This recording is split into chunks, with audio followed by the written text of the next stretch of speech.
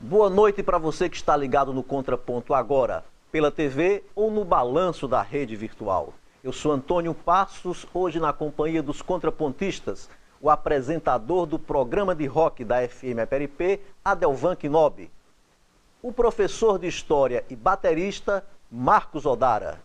Com um pequeno aperitivo de entrada para o DVD da banda Plástico Lunar, que está saindo do forno, o Contraponto está no ar.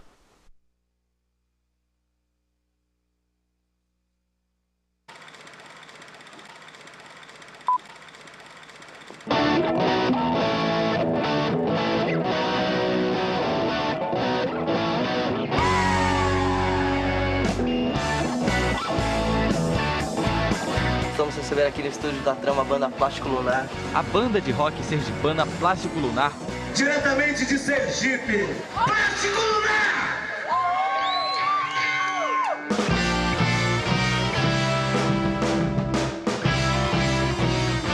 A gente é amigo de infância, eu, Léo, Daniel, Rafael. A gente sempre ficava tocando em casa, de brincadeira e tal. E começou a fazer alguns shows lá com o baterista, né? Porque era Plástico Solar.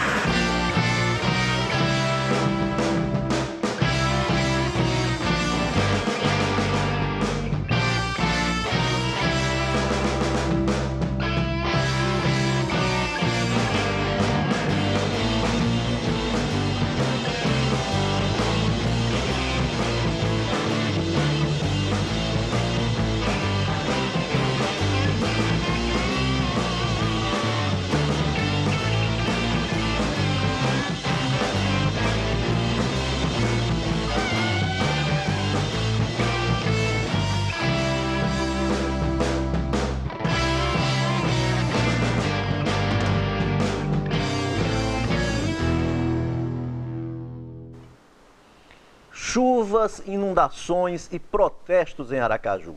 Nos dias seguintes, a imprensa lembrou que as enchentes estão vinculadas à ausência de um plano diretor sustentável. O Ibope traça um mapa do gosto musical brasileiro. Enquanto isso, o Anuário da Segurança Pública revela aumento da violência no Brasil. Não saia daí, está começando mais um Contraponto aqui pela TV Aperipê.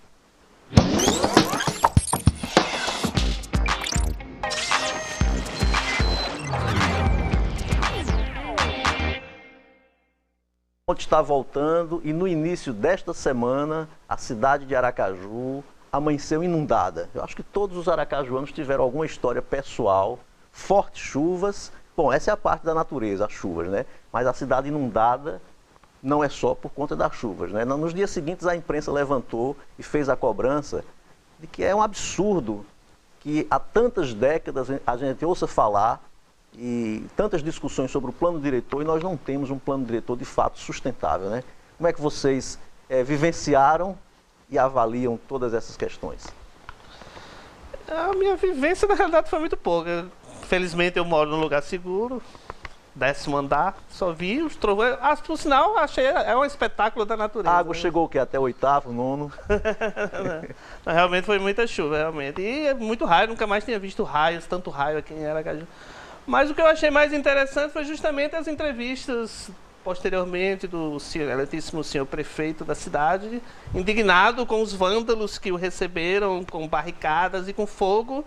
Isso é que eu acho que é um grande sintoma e positivo alvissareiro de mudanças, que o povo já não está recebendo como um cordeirinho as autoridades que vão lá depois apenas dar suas explicações. O povo está revoltado e mais do que com razão.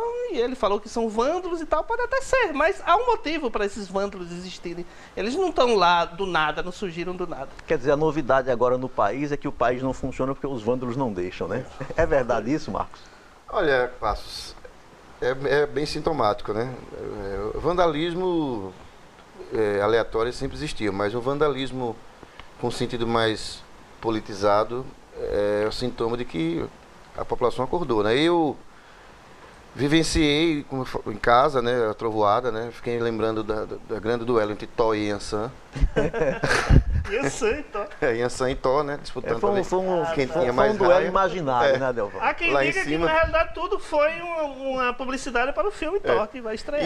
Mas, na verdade, falando sério, pela segunda de manhã, eu fui para Buquim dar aula e me deparei com essa manifestação. Uma na Tancredo Neves, ali na frente do terminal Hollenberg Leite.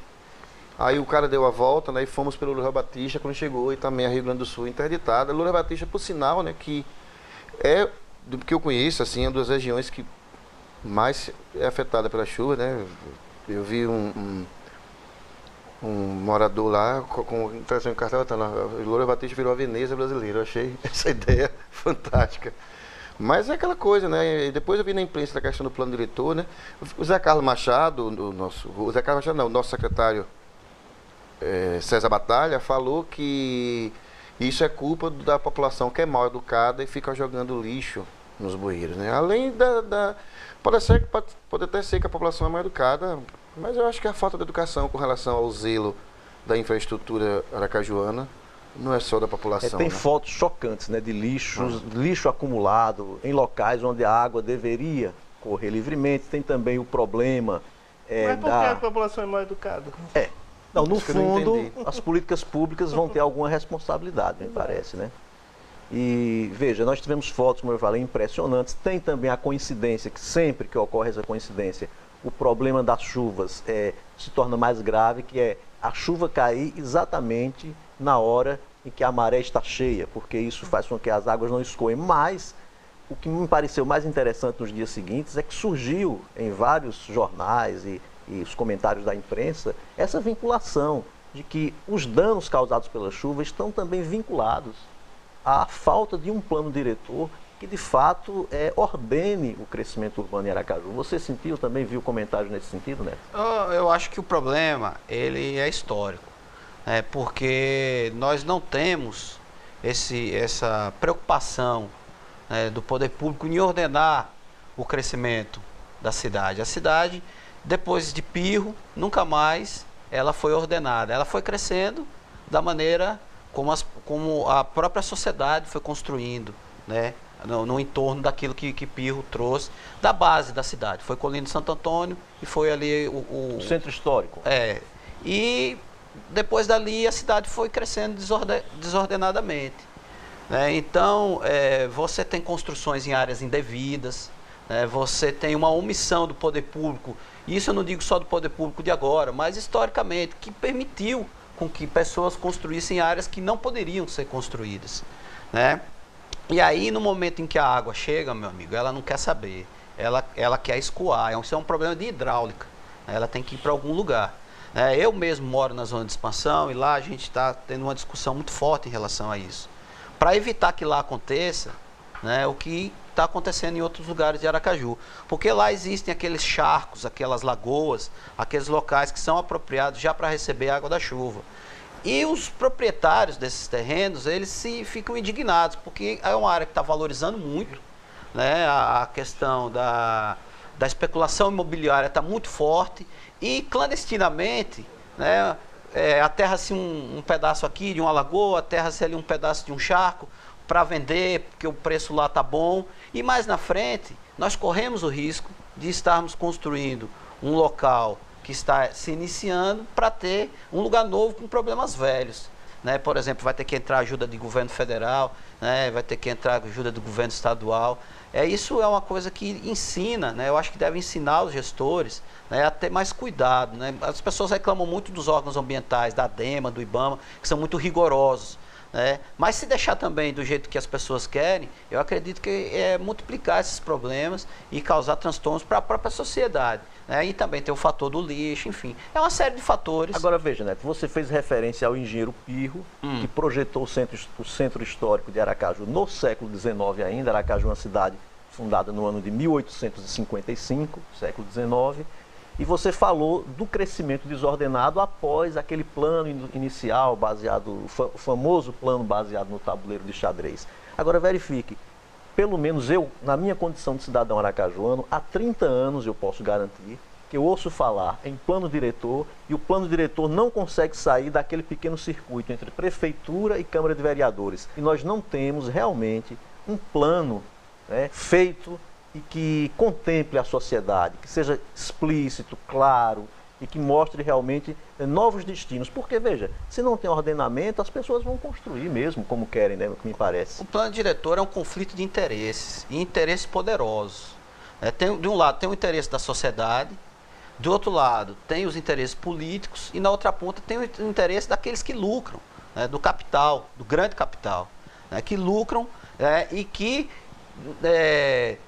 quase nunca estão em sintonia com os interesses da população. E veja, e aproveitando, Neto, me permita lhe interromper, aproveitando, você veja que a celeridade do poder legislativo, ela é muito questionável, porque ainda no mês passado, em 24 horas, a Câmara de Vereadores de Aracaju aprovou a taxa da iluminação, o novo imposto, né? E há 30 anos não consegue aprovar um plano diretor convincente. Isso não seria uma falta de sintonia do poder público, que me parece, inclusive, que é um dos motivos, né, que estão na base dessas grandes manifestações que eclodiram aí a partir de junho. Como é que os historiadores veem isso aí? É isso que eu queria ressaltar do que ele falou, que para além da falta de planejamento, ele deu até um excelente exemplo, esse lance das lagoas aterradas ali na zona de expansão, que tem a ver com o poder econômico, mas para além, existe um ordenamento a serviço de quem, né? Esse ordenamento vai ser a serviço da sociedade em geral, de planejar as coisas de uma forma que beneficie a sociedade como um todo, ou de quem tem o poder econômico, porque nem sempre os interesses das grandes construtoras coincidem com os interesses da cidade em geral, porque não são só as pessoas que podem comprar aquele apartamento que vivem na cidade. Um grande exemplo também é a questão dos carros. Vender carro pra caramba, mas e aí? A cidade tem estrutura, vai ter que investir em elevado, em um monte de coisas, que esse dinheiro que é tirado daí vai faltar na educação, então é complicado, muito complicado. É isso mesmo, Marcos? Eu concordo com o Adelvan, e você falou do plano diretor.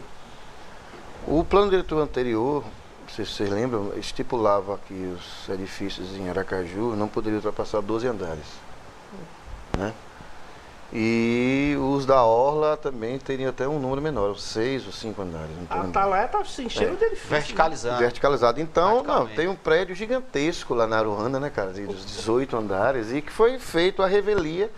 Agora, eu não coloco a culpa na construtora que fez, eu coloco a culpa justamente no Legislativo e no Executivo Municipal, porque até hoje não aprovou o plano diretor. Então, as construtoras também não podem ficar esperando, né, que o plano diretor seja aprovado e cada qual tem seus interesses. E, como você falou, né, essa celeridade da Câmara de Vereadores é uma coisa absurda, né? Quer dizer, o plano, uma medida, né, criado pelo Executivo Municipal para onerar o contribuinte, o morador, que é a taxa de iluminação pública, foi aprovado assim, um piscar de olhos, né? E o plano diretor, que é uma coisa muito mais urgente, que vai ter uma coisa que é necessária, uma coisa absolutamente, enfim, né? Há uma necessidade muito maior. Até agora não houve nenhum tipo de interesse em aprová-lo. Aí ficam discutindo para lá, vai para lá, vem para cá, e virou um plano ping-pong, né? Eu saiba, houve uma votação no apagar das luzes nos últimos dias da última legislatura, né? Que depois foi cancelado justamente pelo processo irregular. A forma antidemocrática que ela foi aprovada. Enquanto isso, a cidade continua crescendo de forma desordenada. Você deu o exemplo da Atalaia. A Atalaia é um bairro que está verticalizando de forma muito radical. E sem que, em contrapartida, exista uma estruturação para receber essa quantidade enorme de prédios. São centenas de famílias, né, que vão morar naquele espaço restrito, que é o bairro. Ruas estreitas, são carros, como o Adelvan disse, que vai ter mais carros. Essa questão de cada família hoje, né, tem 2, 3 carros. E isso como é que o bairro vai lidar com isso?